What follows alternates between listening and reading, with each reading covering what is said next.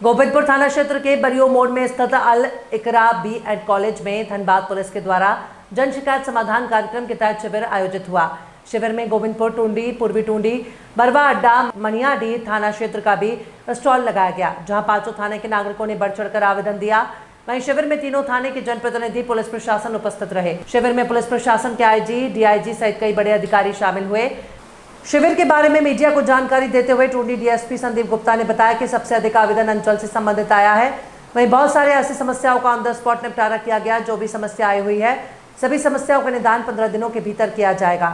इस दौरान कार्यक्रम को लेकर क्षेत्र संख्या 12 के जिला परिषद सदस्य सोहराब अंसारी ने बताया कि यदि इस शिविर में लोगों के द्वारा आए हुए समस्याओं का समाधान 15 दिन के भीतर होता है तो ये शिविर लोगों के लिए बहुत लाभदायक होगा। अगर यदि नहीं होता है तो समझेंगे कि ये कार्यक्रम लीपापोती के लिए है, जिसमें बड़े बड़े पुलिस पदाधिकारी अपना चेहरा चमकाकर चले गए। 4TV न्यूज के लिए गोविंदपुर से सहयोगी कार्तिक गोस्वामी के साथ मोहम्मद फारूक अंसारी की रिपोर्ट। देखिए, अभी आवेदन चल ही रहा है और अभी चलेगा 5 बजे तक। समाधान की जो बात है तो अभी एप्लीकेशन लिया जा रहा है, और ख़ास करके शुरू में जब हम पहुँचे यहाँ, पहुँचने के बाद जिस तरह स्टेज का प्रोग्राम हमने देखा तो लगा कि ये नीपा पोती वाला काम हो रहा है।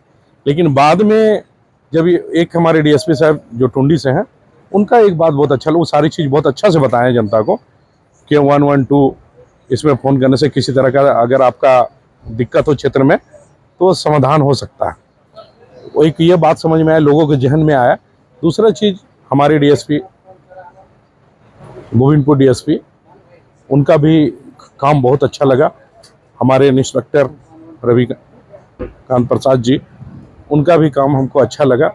लेकिन बाकी जितना ऊपर से अधिकारी आए हुए थे, सब नीपा पोती वाला हाल रहा। इसलिए कि जब ऊंचा अधिकारी भेजा गया, डीजी को भेजा गया, आपका डीआईजी को भेजा गया, एसपी भेजा गया, ग्रामीण एसपी रहा, सिटी एसपी रहा, सभी लोग रहे, तो जनता का समस्या सुनना चाहिए, उसको डायरेक्ट सामने लेना चाहिए।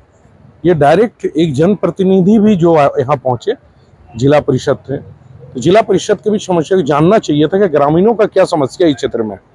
मुखिया संघ के अध्यक्ष से भी जानकारी लेना चाहिए, प्रमुख से भी जानकारी लेना चाहिए, लेकिन कहीं नहीं किसी से जानकारी लिया। उन्होंने सिर्फ अपना जो भाषणबाजी हुआ उसके बाद ये फॉर्मेलिटीज करके वो चले गए।